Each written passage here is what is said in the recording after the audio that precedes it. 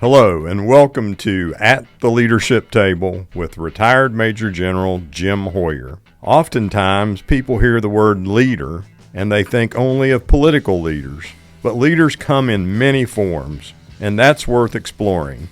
I'm Jim Hoyer, born and raised in West Virginia, a husband, a father, a new grandfather, and a retired military leader, serving for over 40 years in public leadership for our state and nation. Now, the most important mission I have going forward is to educate, motivate, and empower our next generation of leaders. At the leadership table with us today is a returning guest, Colonel retired Wally Hatfield. Wally retired after a long and successful career in the West Virginia Army National Guard, starting out as a young Marine corporal. And Wally is now the Vice President for Training and Experimentation at Civil Military Innovation Institute. But Wally is joining us today in his role as Vice President of the Mountaineer Food Bank Board of Directors, and we're going to talk about the significance of veteran food insecurity. So, Wally, thanks for joining us at the leadership table today. Yes, sir. It's great to be back. And, Wally, going to start out by asking you the same first question we ask all of our guests. Please share with us a standout moment when you learned something really important about leadership. You know, I think I talked about it this kind of the last time I was at the leadership table with you before, but one of the standout moments for me with leadership, I always go back to COVID. You know, for the COVID operations in West Virginia, where the National Guard had to come together with all the civil and federal entities and work closely together for a common goal. So I think, you know, that was a very trying time for us all to get the JIADF stood up, bringing all those individuals from academia, from local and state and federal government together, and the National Guard, and to see how it truly worked simultaneously to get to the common goal for the state of West Virginia, as well as the rest of the nation, because I think at that time we set the standard early on for the rest of the nation to follow. And Wally, as we mentioned, you're here today in your role as Vice President of the Mountaineer Food Bank Board of Directors. You and I have seen over the years in our work in emergency response across the state that unfortunately there are still a number of West Virginians that face food insecurity every day, and we have a particular concern about our veterans who've served their nation, sacrificed so much, their families have sacrificed so much, but veterans in West Virginia in significant numbers face food insecurity in West Virginia and across our nation. So talk a little bit about a new initiative, Freedom from Hunger campaign that Mountaineer Food Bank is launching in the month of February in partnership with GoMart stores, and how that's going to feed into supporting the Veterans Table Initiative at Mountaineer Food Bank. Yes, sir. So this month, the month of February, Mountaineer Food Bank has partnered with GoMart for Freedom from Hunger campaign. And when you go to the GoMart and you purchase something at the register, you have the opportunity to round up. All those proceeds will go to support the Veterans Table within the Mountaineer Food Bank. And that program also covers the pets. I mean, with vets, they have pets as well. So it's also something to note that, you know, a lot of times, you know, these veterans, their companion is that pet. So we want to ensure from the Mountaineer Food Bank that we're taking care of those pets as well. So again, the Mountaineer Food Bank takes care of that vet and its pet. So. And you became significantly involved and a catalyst in the Veterans Table Initiative with Mountaineer Food Bank because of what you saw related to veteran food insecurity. And a lot of times in West Virginia, it's what's left of our World War II population, our Korea and Vietnam population of veterans. So talk a little bit about what's going on related to veteran food insecurity in West Virginia. Yes, sir. Our vets, and as you spoke of, World War II, Vietnam, Korea, those vets, served on the front lines in battle, and in the military. I mean, you're very well aware that we never leave a comrade behind, and we feel the same way when these veterans come back home, especially into the great state of West Virginia, that we do not want to leave these vets behind when they're facing food insecurity. So, especially for us in West Virginia, we have a large veteran population. The state of West Virginia gets behind their vets, so we want to ensure those veterans aren't left behind, and they have the food and the substance they need to provide to sustain their lives as well. Again, I mentioned their pets. Their pets are a lot of these people's companions, so we got to ensure that those pets are taken care of as well. And I think we have about 7% of our state population are veterans and have provided that service to our nation. What do you believe are the challenges going forward to make sure that we get out and reach all of those veterans who need that help with food insecurity? I think first and foremost, ensuring the program is sustainable. And again, I go to last year, we served 16,790 households from the Veterans Program. That's over 500,000 pounds of food, 6,000 bags of pet food. So for people to continue to support the program, I mean, $40 a month from an individual feeds a veteran for the entire month. So you can get on the Mountaineer Food Bank website and do a monthly donation. But the big thing is to ensure the food is there available for these veterans when they show up for a mobile food bank, or at the Beckley VA, they do the vet drive-through for the food as well.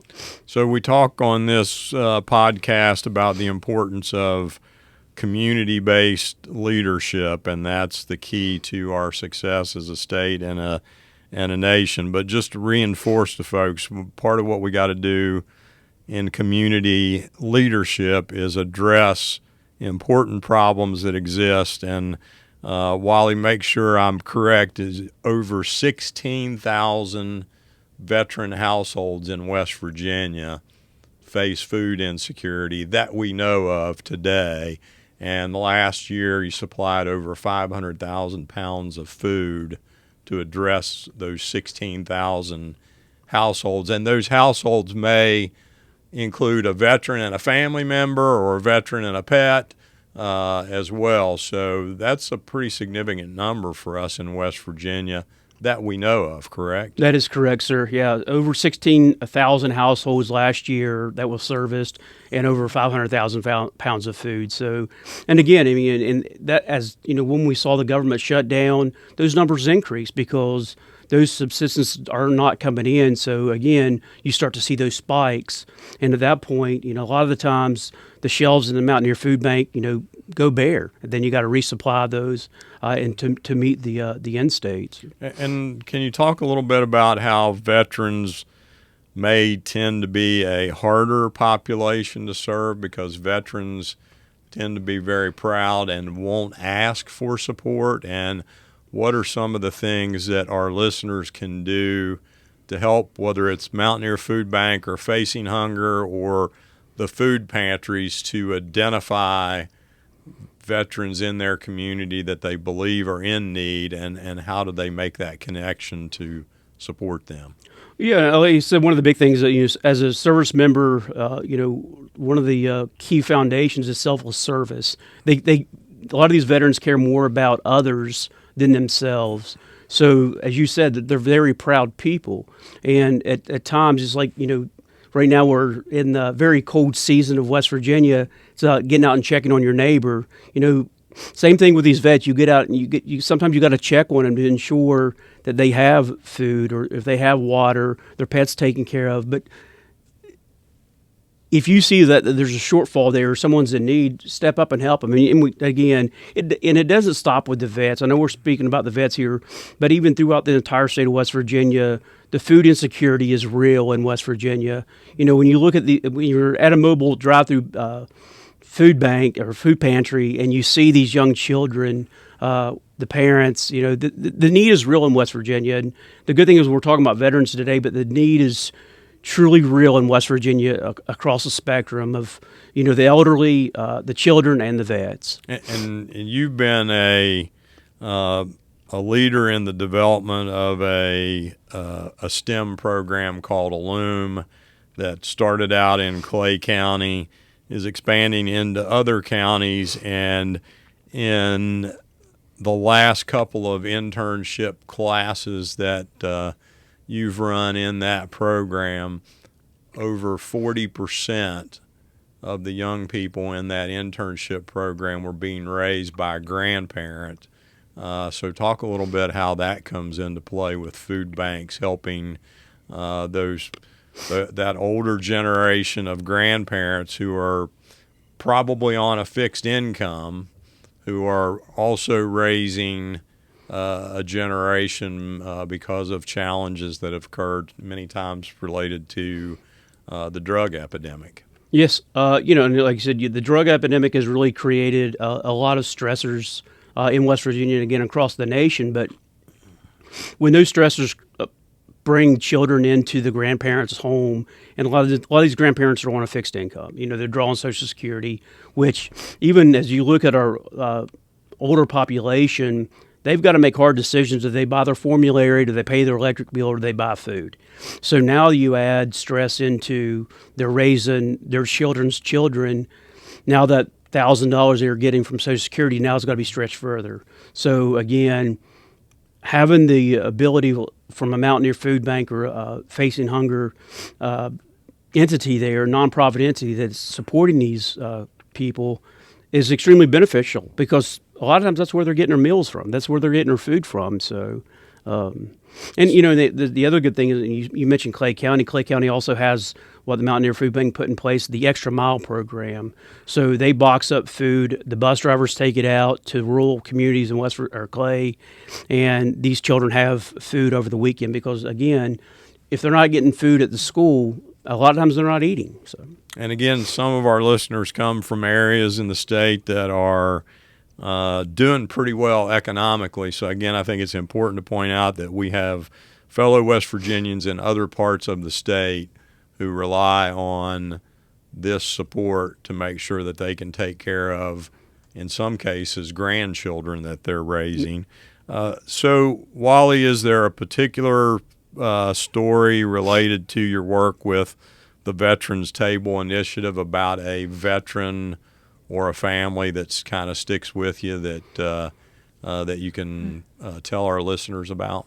Yeah, and again, I think I'll mention the pets again with this thing is because in the store, one of the stories that stick out, a gentleman came and he had his dog there with him, and he was more worried about getting food that he could feed to his dog, and again, not especially dog food, but just any type of food that he could get to feed that dog of his, But during that same time, we was able to give him a bag of dog food, so being able to take care of that pet, because again, these veterans care more about their pet than they do themselves. So ensuring that his pet was taken care of, it really makes you stop and think. And if you have an opportunity to volunteer at a drive-through food bank or show up at the food bank and pack boxes, but to see the individuals face to face that is facing hunger. And when you put a box of food in their vehicle and you see their faces light up, you see the kids' faces light up, that they know that they're going to have a meal on the table. Again, I think a lot of us take that for granted, that we can open the pantry up, open the refrigerator up and make a sandwich or make a hot meal. But for a lot of people in West Virginia right now, that's not the case. They need help. They need subsistence. And again, it's not that like these people have laid down and quit. Sometimes they need a hand up, not a handout. So, but again, to answer your question, is that seeing these vets with their pets, that they care more about feeding their pet than themselves. It's tough because again, you and I have both served on the front lines, and the things that we would do to take care of our battle buddies, right. And our veterans can't be forgotten. They're still our battle buddies, and we cannot leave them. We can't leave them behind. We got to be sure that we're there to take care of them.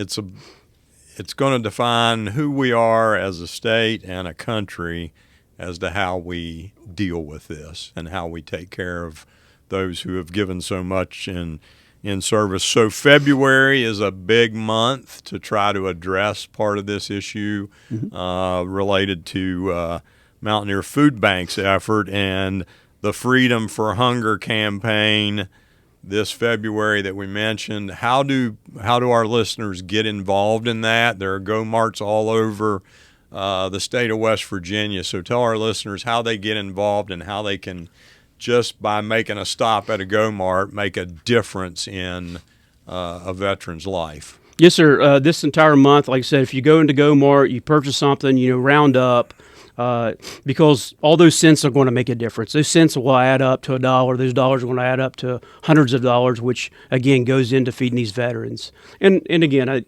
we're talking about February, but again, it goes way beyond February. The kind, generous hearts of West Virginians, continue to support your local food banks, and the Veterans Food Table will be greatly appreciated.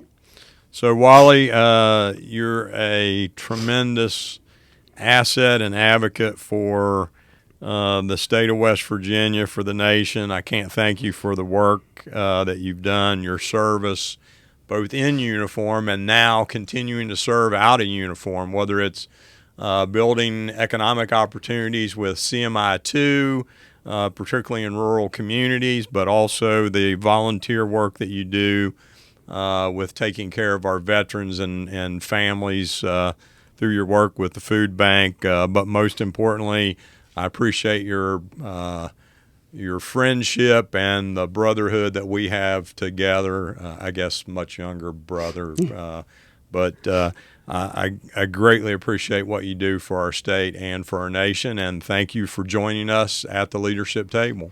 Thank you, sir, and thanks for your continued leadership, and most of all for today, thanks for shining the light on the issues that veterans are facing in this state right now. So thank you so much. Thanks for listening. This has been At the Leadership Table with retired Major General Jim Hoyer. Did you know you can now find me on social media at RMG Hoyer? That's HOYER, or email me at rmgjameshoyer@gmail.com.